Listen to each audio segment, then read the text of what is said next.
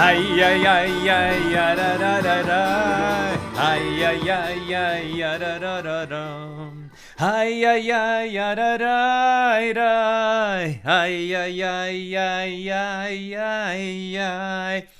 That is one of my favorite tunes by far. It's a Shlomo Carlebach tune. There, sung beautifully with other musicians accompanying him by Yehuda Katz.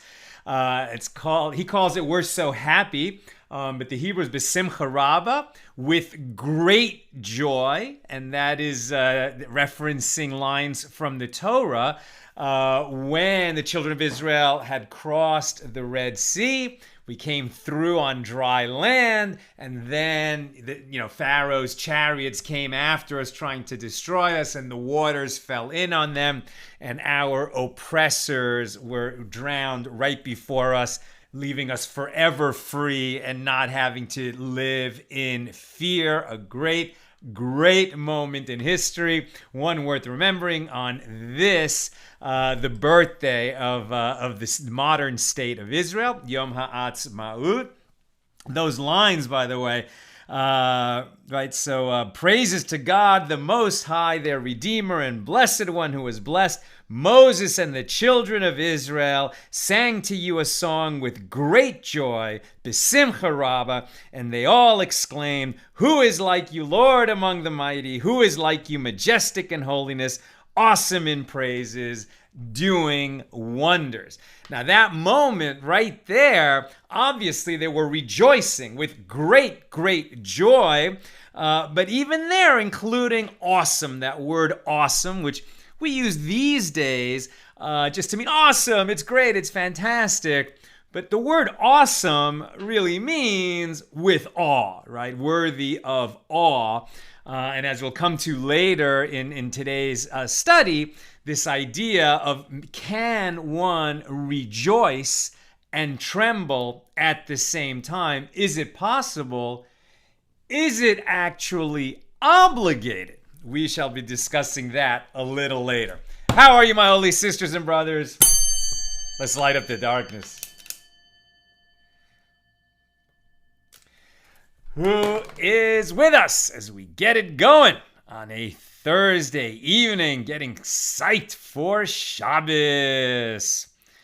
Hold on one second. Let me get the video in front of me so I can see the comments. Here we go.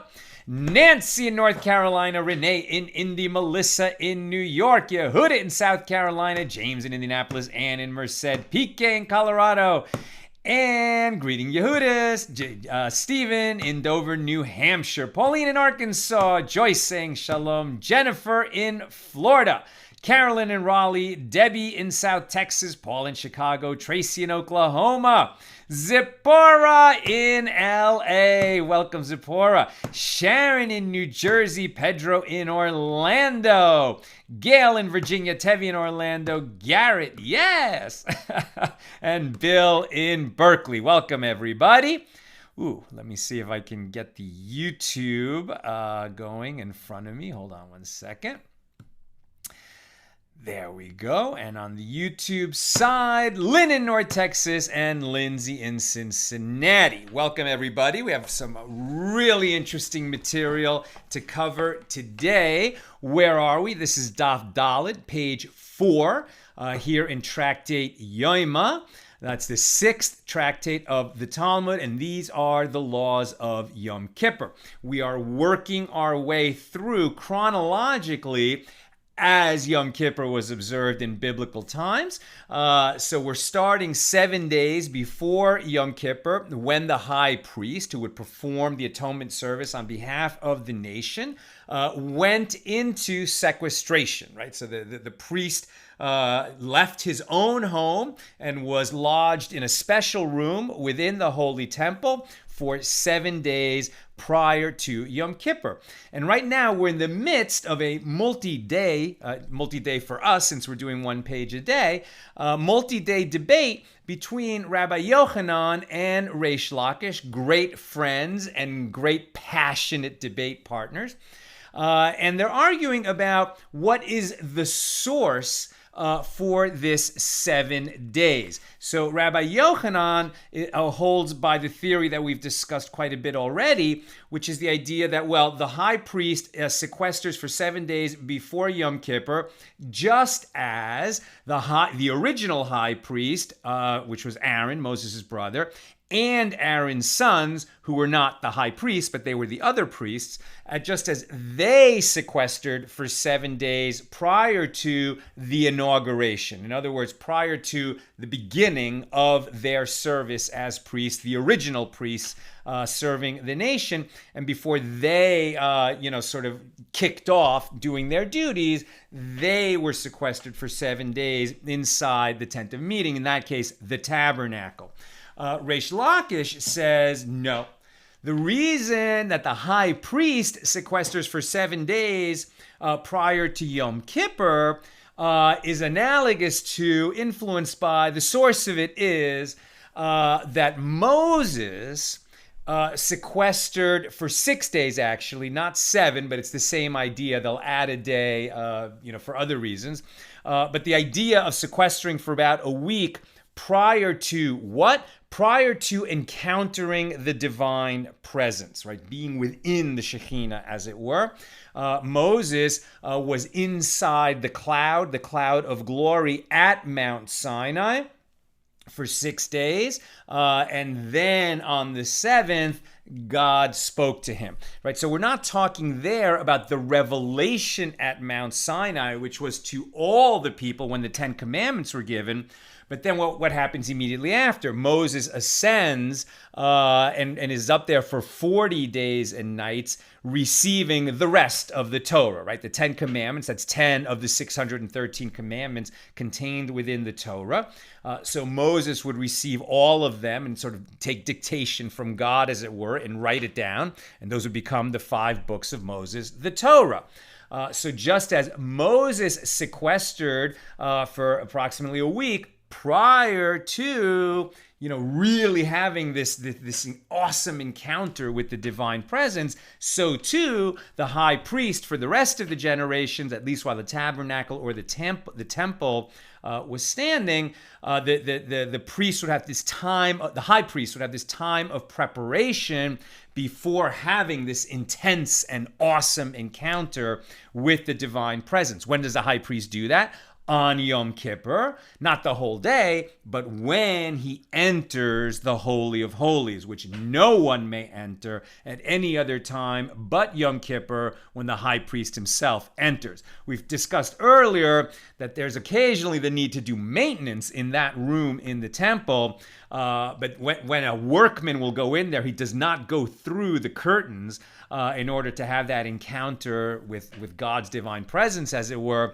A workman would be lowered in from the ceiling and with blinders on, so that all he would be charged to do is to do his work on the floor or the wall or whatever it was. And so to have an actual encounter with the divine presence, whether that's a kind of revelation or prophecy or whatever awesome experience it was that the priest would have, according to Reish Lakish, that takes preparation, a kind of spiritual preparation. That's the ongoing debate in which we find ourselves here on page 4. So let's get to it. There we go. So, a Baraisa was taught in accordance with the opinion of Rabbi Yochanan that the sequestering is derived from the inauguration, the original time that the high priest and Aaron and his sons sequestered for 7 days prior to embarking on their service as the priests of the nation. Hold on.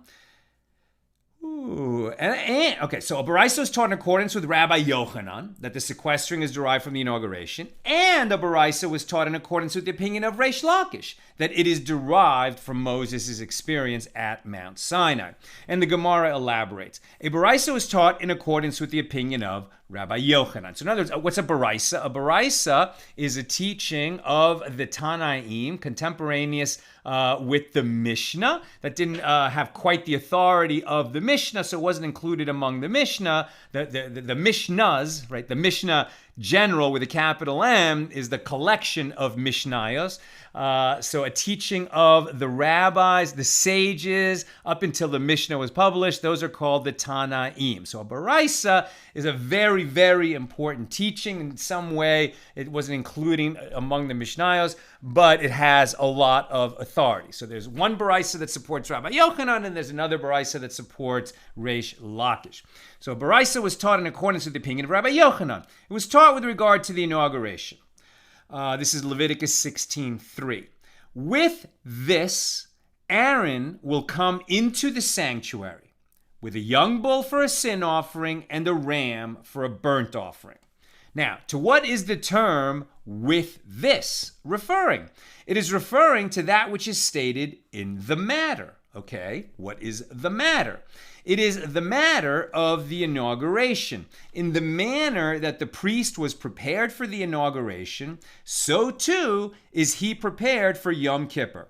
And what is stated in the matter of the inauguration? It is that Aaron the priest withdrew for 7 days and served 1 day. And Moses transmitted the Torah guidelines to him all 7 days in order to train him in the sanctuary service. So why did Aaron sequester for 7 days prior to his inauguration as the first high priest to begin the service to the nation? It was so that it wasn't actually a matter of purification to ensure that he was in a state of ritual purity, but rather that he was thoroughly versed and trained in the laws and requirements and obligations of his service. And who trained him? There was no other high priest that came before him to tell him what his obligations would be. Rather, it was Moses who received the instructions from God and transmitted them to Aaron. And throughout the generations as well, the high priest withdraws 7 days prior to Yom Kippur and serves 1 day. And 2 Torah scholars from among the students of Moses, meaning, right, so the students of Moses, and there's a chain of transmission, teacher to student of the law, in this case the Torah Shel Peh, the oral law, that is transmitted from Moses to Joshua, to the elders, to the prophets, to the men of the great assembly, etc. That chain of transmission all through the generations, and somebody who was extremely well versed in that transmission of knowledge all the way back to Moses. Who would that be? A sage, one of the sages, right? So these 2 students of Moses here are referring to 2 sages, and this is to the exclusion of the Sadducees, who did not hold by the oral law and said that all we need to know is the written law, and that's why the Sadducees were considered apostate, rebels, apicoruses, and we don't listen to the Sadducees.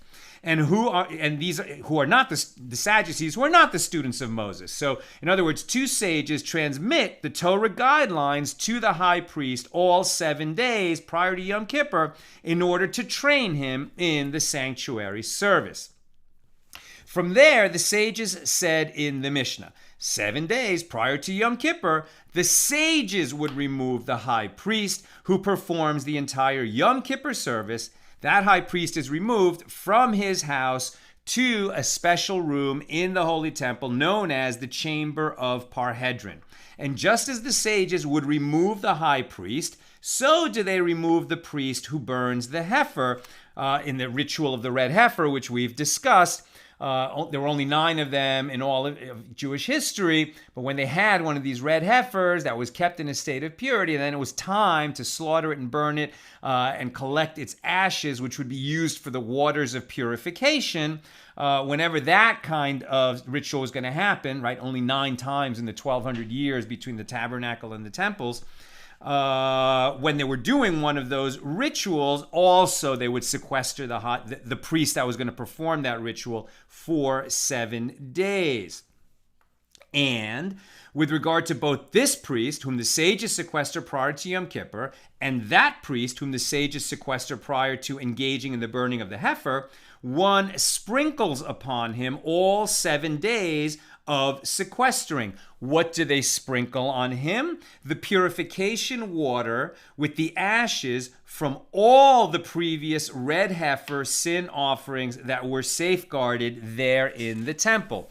It's very rare, right? Very rare. In 1200 years, there were 9 red heifers. including, and there must have been an original one in the wilderness when the children of Israel had come out of Egypt. And so what they did is they kept ashes from every red heifer, stored some of the, they were always in the temple, but they got used up. But some were always kept on hand so that during the 7 days of preparation of the high priest before Yom Kippur, he could be sprinkled with ashes mixed with the purification waters from all the previous red heifers. And if you say that at the inauguration, the sprinkling was with blood, not with ashes of the red heifer, because the Torah hadn't been given yet, or no, that's not true. The Torah had been given, but for some reason at the inauguration, the sprinkling was with blood rather than with water. And here the sprinkling was with water. You said the water replaced blood. And it says in the verse, as has been done this day, so the Lord has commanded to do, to make atonement for you. To do, these are the actions performed in the burning of the red heifer, and to make atonement, these are the actions performed on Yom Kippur. This baraisa then is proof for the opinion of Rabbi Yochanan that the sequestering of the high priest before Yom Kippur is derived from the sequestering of the high priest before the inauguration of the original high priest, which was Aaron. And now with respect to this idea that in the original inauguration, Aaron was sprinkled with blood, like just little droplets of blood from an offering, but the high priest prior to Yom Kippur is sprinkled with water mixed with ashes of the red heifer. So how can you compare the sprinkling of Aaron with drops of blood compared to the high priests who were sprinkled with waters of purification? So there's a note here that the author of the Meiri suggests that perhaps before the first mixture of red heifer ashes had been prepared on the first Yom Kippur, the priests actually sprinkled blood on him, similar to the sprinkling during the inauguration, and the ashes of the red heifer were used only later. But they're speculating there. We skip down just a bit. And the baraisa was taught in accordance with the opinion of Reish Lakish that the sequestering of the high priest prior to Yom Kippur is actually derived from Moses' experience at Mount Sinai. Moses ascended in the cloud and was covered in the cloud and was sanctified in the cloud in order to receive the Torah for the Jewish people in sanctity. As it is stated, Exodus 24:16, and the glory of the Lord abode upon Mount Sinai, and the cloud covered him 6 days, and he, meaning God, called to Moses on the 7th day from the midst of the cloud. This was an incident that occurred after the revelation of the Ten Commandments to the Jewish people, and these 6 days were the beginning of the 40 days that Moses was on the mountain. This is the statement of Rabbi Yosei HaGalili. The opinion of Rabbi Yosei HaGalili corresponds to that of Reish Lakish. Moses withdrew for 6 days before receiving permission to stand in the presence of God. Literally in the presence of God. He was within the Shekhinah. Rabbi Akiva says this incident occurred before the revelation of the Ten Commandments to the Jewish people. And when the Torah says, and the glory of the Lord abode upon Mount Sinai, it is referring to the revelation of the divine presence that began on the new moon, Rosh Chodesh, of the Hebrew month of Sivan, which was 6 days before the revelation of the Ten Commandments. So Rabbi Akiva disagrees with Rabbi Yosei HaGalili. According to Rabbi Yosei HaGalili, the Ten Commandments were given. That's on the 6th or 7th. There's a bit of a debate on that, of the Hebrew month of Sivan. And then 40 days follow in which Moses is up on the mountain receiving all the other commandments. And remember, he would be late coming down. The people would panic and then would have the episode of the golden calf when those original tablets were, when Moses smashes the tablets of the Ten Commandments. Excuse me. Where am I? And Rabbi Akiva says, actually, this period of Moses being sequestered, and then God calling to him, and Moses, steps into the presence, as it were. that happens before God reveals God's self to the whole Jewish people on Shavuos, right? On the giving of the Ten Commandments, when God spoke to the entire people. So that's how Rabbi Akiva interprets it.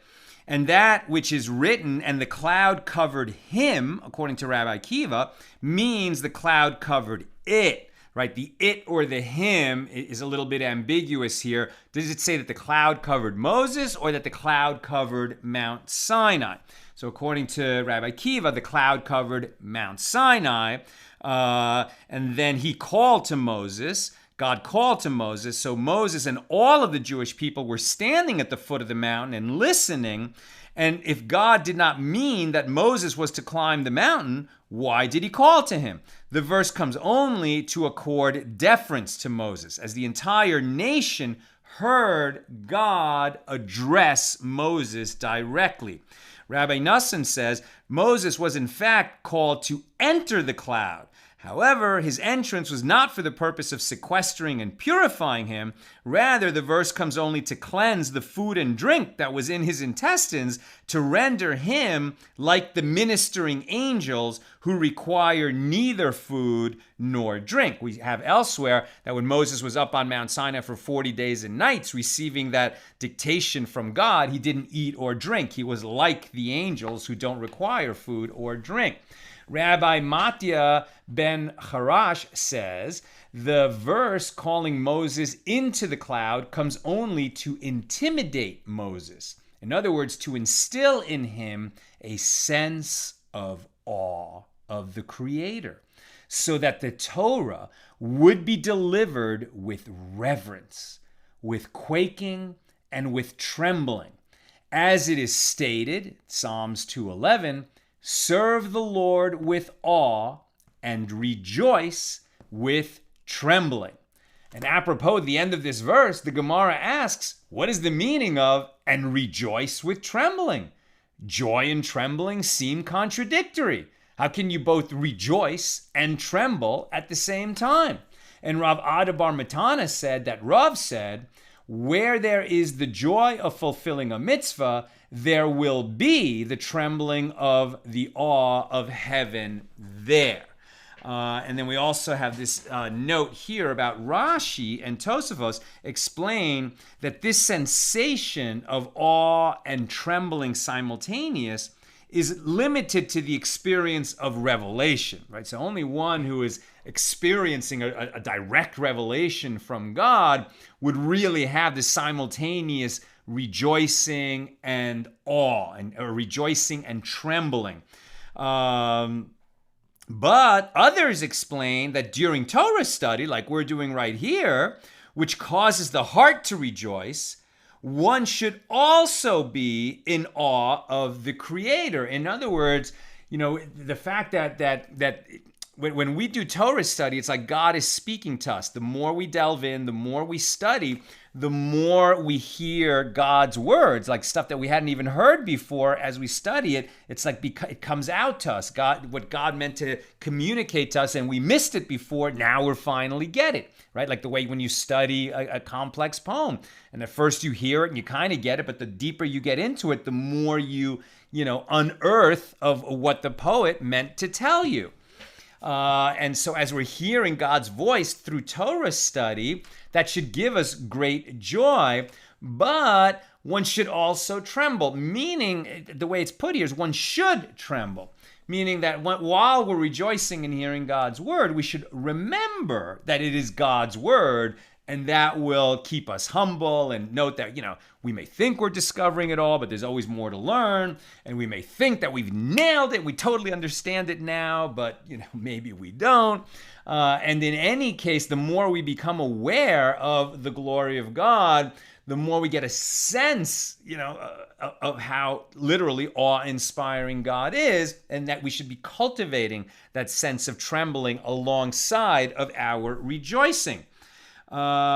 In Tractate Brachos, the first volume of the Talmud that we studied together, however, the implication is that this is a more general principle, and that all occasions of happiness should be accompanied by trembling. right? So whenever, this is so Jewish, like whenever we get a little, we get really happy, we should remember that, trembling is called for. This is not necessarily the idea that, okay, well, now it's so fantastic, and man, it's like we've peaked. It's all downhill from here. Now we could lose everything, and we can never fully enjoy it. I mean, that's one way to understand this. But better is to say, wow, we've reached a point of such joy. It's so wonderful. Let's remember to be thankful to the one above who has, given us all these blessings, and try to experience him and know that, we're in his hand. And today we're blessed with this much joy. Other days we won't be. And if we remember that sense of trembling at our moments of peak joy, well, when we experience the lows, the tough times of life, then we'll also remember that just as, we've been brought low and we're having a real tough challenge right now, the same one whom said, well, your shoulders are strong enough to bear this burden, is the one who will grant us moments of joy in the future, right? If we keep our sense of trembling when we're rejoicing, then we'll have a chance of, when we are trembling, to also bring our sense of joy alongside of it. Apropos the interpretation of the verse, with regard to Revelation, now that we're talking about Revelation, the Gemara asks, with regard to what do Rabbi Yosei HaGalili and Rabbi Akiva disagree, right? So they're talking about the timing of when was Moses preparing himself to enter the divine presence. Was it before Matan Torah, before God spoke to the entire Jewish people at Mount Sinai on the 6th or 7th of the Hebrew month of Sivan, or was it right after that moment when he went up for his private audience? When was he doing his preparation? So the Gemara explains that their dispute is parallel to the dispute between these other Tanaim, as it was taught in a Baraisa. On the 6th day of the month of Sivan, the Torah, meaning the Ten Commandments, was given to the Jewish people. Rabbi Yosei says it was on the 7th day of the month. Now, according to the one who said that it was on the 6th day of the month, the Torah was given on the 6th, which is the day of the revelation of the Ten Commandments. And on the 7th day of the month, Moses ascended the mountain, as it is written, Exodus 24:16, and he called to Moses on the 7th day. Now, according to the one who said that the Torah was given on the 7th day of the Hebrew month of Sivan, it was given on the 7th, and Moses ascended on the 7th, as it is written, and he called to Moses on the 7th day. So in other words, what they're arguing about is, did Moses ascend the mountain on the same day as God spoke to all the Jewish people who were assembled at the foot of the mountain, or did Moses ascend for his private audience with God the next day? Where am I?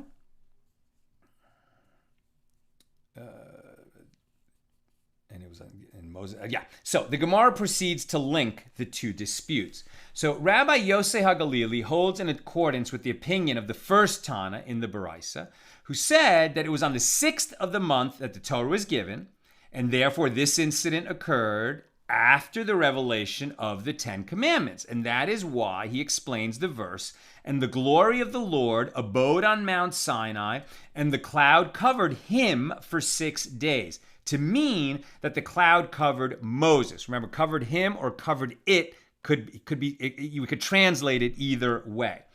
So according to this view, it says, and the glory of the Lord abode on Mount Sinai, and the cloud covered him for 6 days, to mean that the cloud covered Moses, and God called to Moses on the 7th day to receive the rest of the Torah. As, should it enter your mind to interpret the verse as follows, and the glory of the Lord abode from the new moon of Sivan, and the cloud covered it, the mountain, and God, called to Moses on the 7th day to receive only the 10 commandments. Didn't they already receive the 10 commandments on the 6th of the month? And the cloud was on the mountain, and the cloud that was on the mountain already departed on the 6th of the month. And Rabbi Akiva holds in accordance with the opinion of Rabbi Yosef, who said on the 7th of the month, the Torah was given to the Jewish people. And that is why Moses was summoned on the 7th of the month, immediately after the revelation of the Ten Commandments. So the Gemara asks, granted, according to the opinion of Rabbi Akiva, that the Torah was given on the 7th of Sivan, and Moses then proceeded to climb the mountain and remain there for 40 days, that explains the calculation that you find. So they're going to say, well, if we, depending on which day Moses ascended, now let's sort of work that through the rest of the story. We know that Moses is going to be on top of Mount Sinai for 40 days and nights, and then he's going to come down, and he's going to find the people dancing around the golden calf. He's going to be furious, and he's going to smash that first set of tablets of the Ten Commandments. And what day did that happen on? So granted, according to the opinion of Rabbi Akiva, that the Torah was given on the 7th of Sivan, and Moses then proceeded to climb the mountain and remain there for 40 days. So that explains the calculation that you find on the 17th of the Hebrew month of Tammuz, the next month after Sivan, the tablets were shattered according to the standard tradition. We have a tradition that the tablets were shattered on the 17th day of Tammuz. How so?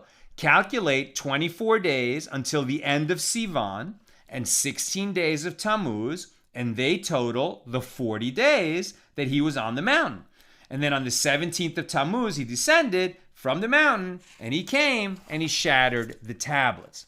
However, according to the opinion of Rabbi Yosef HaGalili, who said there were 6 days of sequestering after the Torah was given, and then additional 40 days that Moses was on the mountain, the tablets were not shattered until the 23rd of Tammuz, which is contrary to the standard tradition. But Rabbi Yosef HaGalili could have said to you, the 40 days that Moses was on the mountain include the 6 days of sequestering.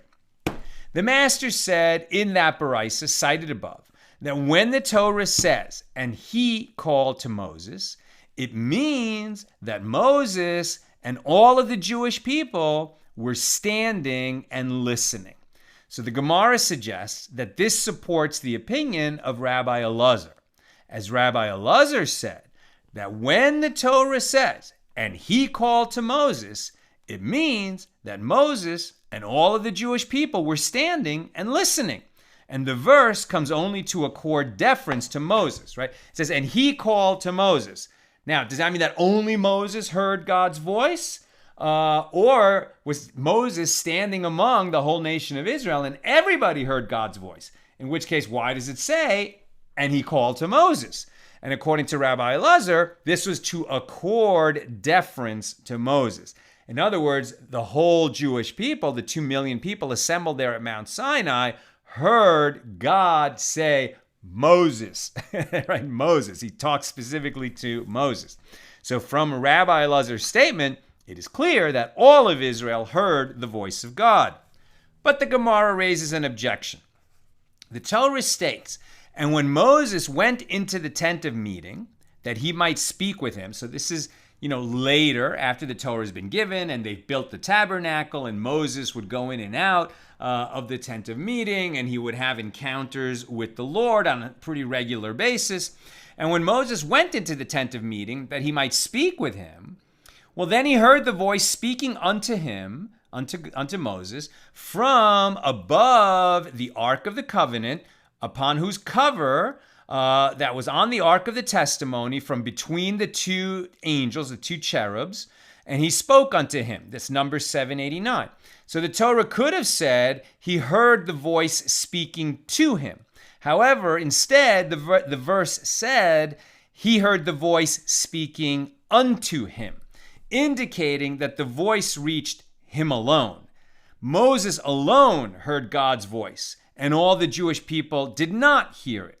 So the Gemara answers, well, this is not difficult. This case where everyone heard God's voice was at Sinai.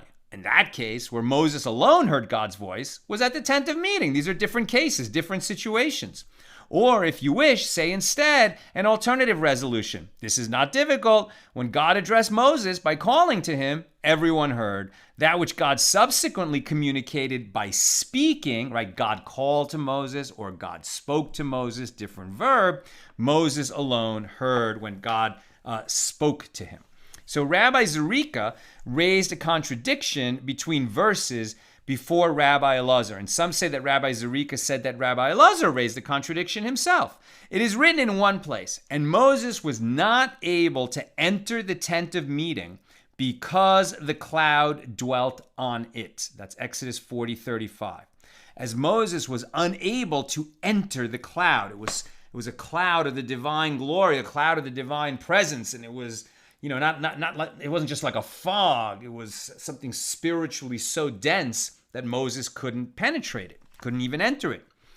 And it is written elsewhere, and Moses came into the cloud at Exodus 24:18. So which is it? When you have the cloud of the divine presence, is it something that's so spiritually dense that Moses cannot enter it? Or is it that the divine presence is at least when you're invited, you can enter it? And this teaches that the Holy One, blessed be He, grabbed Moses and brought him into the cloud since he could not enter on his own. So that's how Rabbi Zerika and Rabbi Elazar, one or the other, reconciles this contradiction. And the school of Rabbi Yishmael taught there is a verbal analogy that resolves this contradiction. It is stated here, and Moses came into the cloud, and it is stated below in another verse, and the children of Israel went into the sea on dry land. Now, just as below, there was a path within the sea. Can people enter the sea, right, and survive? Yes, if God parts the sea for you and you enter into it on dry land.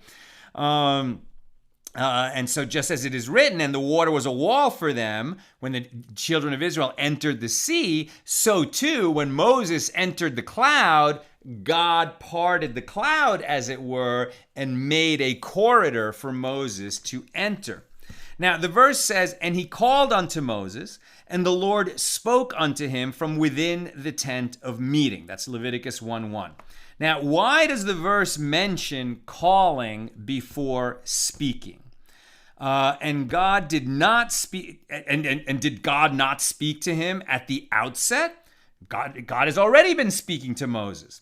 So the Torah is actually teaching etiquette. This is beautiful. From the way that the Torah recounts that, when God would have a conversation with Moses about certain things, it always says, and God called to Moses, and then God spoke to Moses. Right? And so this is actually the Torah teaching us how we should behave. Right? I've already shared with you that it is a mitzvah to refine one's character, which according to Rambam, what's the source for that? You shall walk in his ways. Right? So since God is patient, we should be patient. God is kind, we should be kind. God is just, we should be just. We try to aspire to emulate God's ways of doing things. Well, so too here. The Torah is teaching that a person should not say anything to another unless he calls him first. Isn't that interesting? They're not talking about telephones, obviously, but I think this is I see this all the time, right? Like you see in a family situation and somebody's like busy doing something or thinking about something, whatever, and somebody else in the family says, blah, blah, blah, blah, blah, blah, blah. And then the other one's like, what? It's like, why weren't you listening to me? Well, you know what? Before you say something important to another person, get their attention so that they're looking you in the eye and they are prepared to hear what it is that you have to say. Don't just start speaking this important thing that you want to share. Make sure that you've got your listeners' attention. And this supports the opinion of Rabbi Hanina. As Rabbi Hanina said, a person should not say anything to another unless he calls him first. Now, with regard to the term concluding the verse, so we're talking about this verse, Leviticus 1:1, the beginning of the book of Leviticus. And that first verse is, and he called unto Moses, and the Lord spoke unto him from within the tent of meeting, saying, right? So we always have, so often in the Torah, before God teaches Moses something that he's meant to teach the whole Jewish people, or to teach Aaron, the priest, or some group within the people. There's this whole formal structure of, and God spoke to Moses saying, say to the Jewish people, saying, right? These extra verbs of communication. Why? What are we to learn from that? So one idea is, okay, first of all, you call to a person before you speak to him. But then there's the last part of this verse, right? And he called unto Moses, and the Lord spoke unto him within the tent of meeting, saying, what do we need that saying? We already established that God called to Moses and then spoke to Moses. Why do we now add an additional verb of communication, saying, before we even get to what it is that God said to Moses? So what is this saying at the end of that verse, the third verb of communication? So Rabbi Musia, grandson of Rabbi Masya, said in the name of Rabbi Musia the Great, from where is it derived with regard to one who tells another some matter, that it is incumbent upon the listener not to repeat it to others until the original speaker says explicitly to him, go and tell others, right? In other words, if you hear something from somebody, you can't go and repeat it to others unless you have explicit permission from the one who told it to you to go ahead and repeat it. It is a commandment to keep a secret unless you've been expressly permitted to share it elsewhere. And that is a halacha. From where is it derived with regard to one who tells another some matter that is incumbent upon the latter not to repeat it? If one tells something to another, the latter should not repeat the information to others unless the former explicitly instructs him, go and tell others. Shulchan Aruch, Orech Chaim. There it is, my friends. It is expressly written in the Torah, and this is where we get it from. As it is stated, and the Lord spoke to him from within the tent of meeting, saying, lemor. And this lemor, this verb saying, is actually a contraction of lo imor, meaning do not say. So God called to Moses and spoke to him within the tent of meeting, right? So God had an encounter with Moses in the Holy of Holies, speaking to Moses from sort of between the angels, which are perched on top of the ark cover of the Ark of the Testimony, which was the place where God said, this is where I will communicate with you, Moses, while you're receiving all this instruction from me in the desert. And God told Moses, many things, and said to Moses, and these are the things you shall say to others. And if I don't tell you to go and say it to others, then whatever we say in here just between you and me remains between you and me, right? So when people have a private conversation, because there's only two of them there, that makes it private. So the default position of that conversation is private. And you can only go share what the two of us talked about if the one who said it expressly tells you you can go ahead and repeat it to others. One must be given permission before transmitting information. Should have given the warning earlier, but that's all I have for today. Isn't that a spectacular and important, nay, crucial teaching? What we hear in a private conversation, the person doesn't have to say, keep this between you and me. That is the default position. A person has to say, yes, you can share that with others, so that it is not presumed that it is commanded to remain private. If all of us do nothing other than learn that lesson, take it to heart, imbibe it, and embody it, and live it, all the study we've done until now could well be worth it just to hear that lesson that we had today. Okay, let's now go to your comments and questions. Whoops, here we go.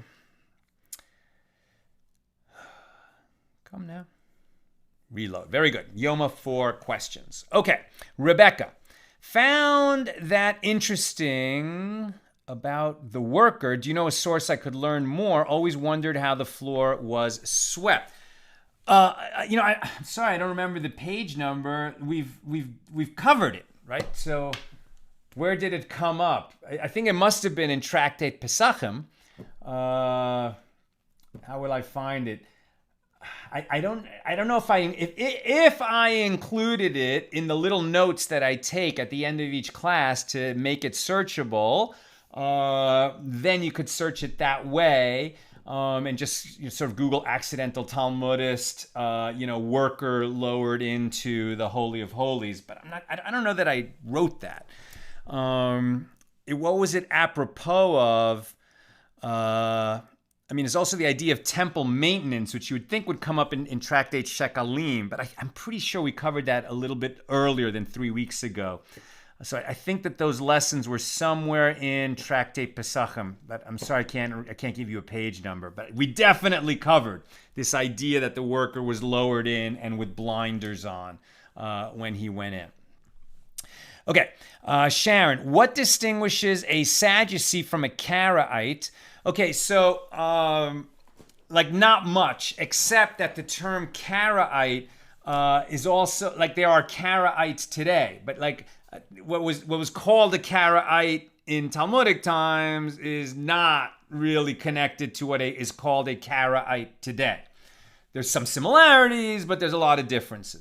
But the basic idea, remember, of those Sadducees was that this was the crowd that was brought in when the northern kingdom, after the civil war, after the kingdom split, right, when Solomon died and his son inherited the throne in Jerusalem, and he was a weak king and a foolish king, and the northern kingdom broke away. And then there was, kings of Israel in the north and kings of Judea in the south. The kings of Judea being the descendants of David.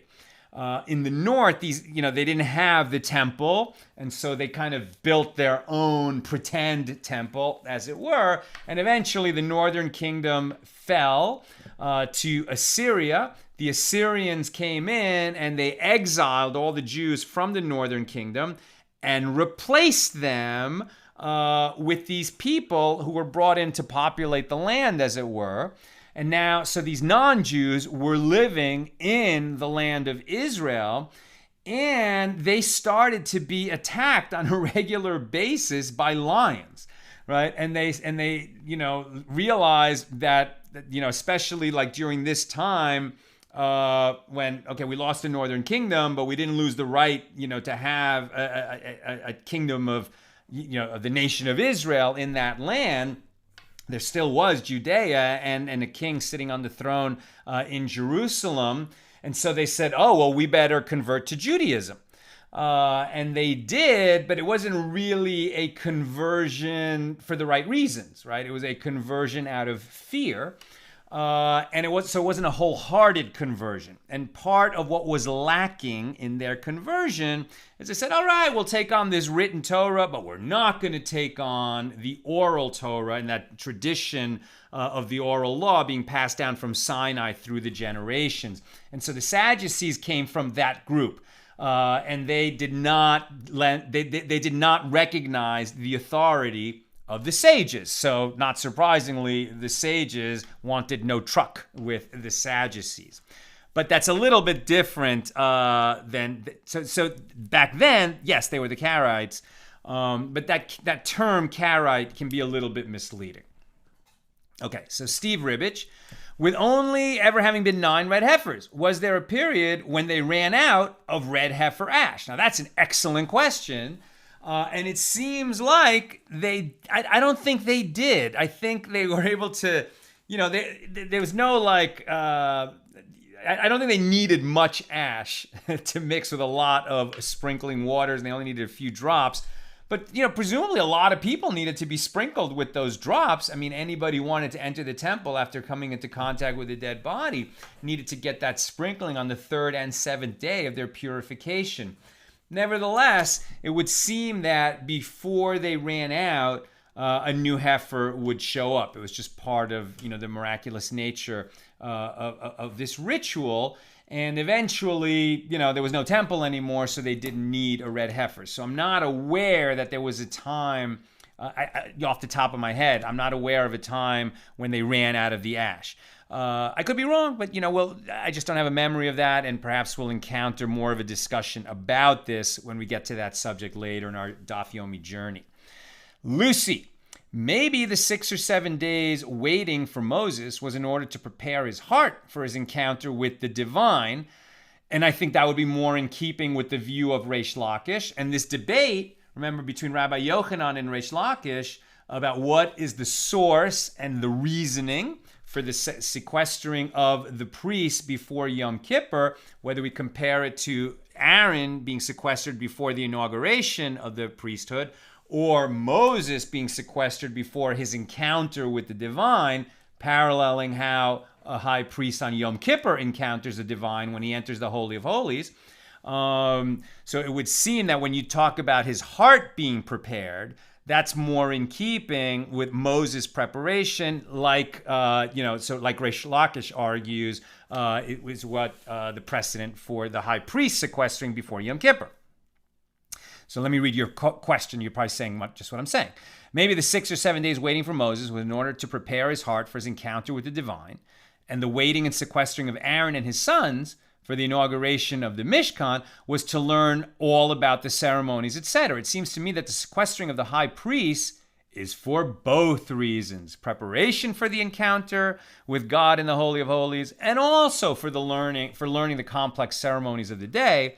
So both Reish Lakish and Yochanan's ideas can be combined. I think that's a wonderful insight, Lucy. And I bet we're going to hear more about that as this debate continues tomorrow and maybe even the next day after that. Caroline, does that apply just to secrets shared or also as a prohibition against idle gossip too? Is this a source for the prohibition on Lashon Hara, is what you're asking? That's a good question. I mean, it certainly works the same way. I mean, to share gossip, evil tongue, which was the reason for like what we're studying in this week's Torah portion, right, of the Mitzvah, right, Tazria Mitzvah, we're learning about how, one is purified when he has tzara'at, right, that physical manifestation of a spiritual malady.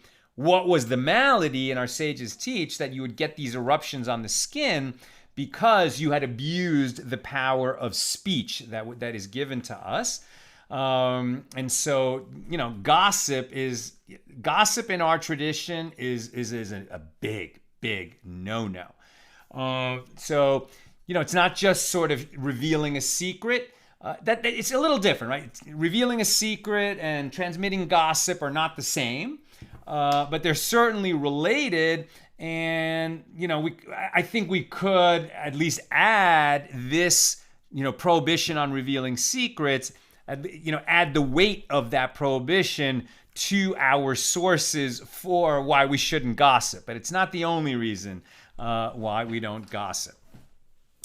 And what's this? A nice sweet comment from Julie Christensen.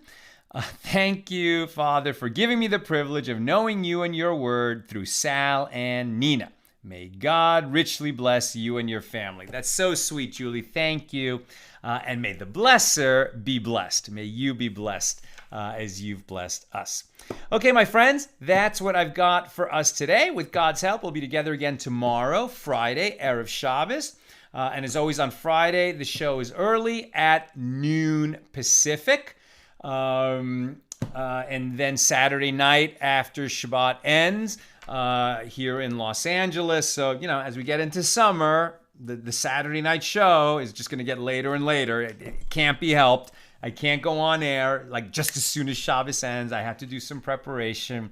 So, my apologies in advance, but the show will get later and later as we get to the summer solstice. That'll be it's actually a couple weeks before June 21st that we reach sort of that latest point. But, we're sort of approaching, right? We're mid-April now, and it's just going to keep getting later, but that's all we can do.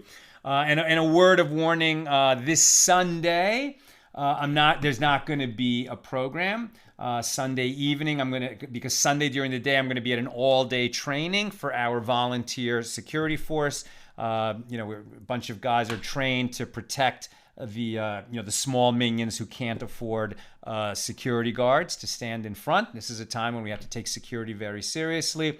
So I'll be involved in an all-day training that's going to preclude me from teaching Sunday night. But the plan is to do the double page, hopefully just on Monday, so we can get right back on schedule or very soon thereafter. Okay, that's what I've got for us today. May you be blessed with a peaceful, joyful, and always along with our joy, a little bit of trembling type of evening. All the best.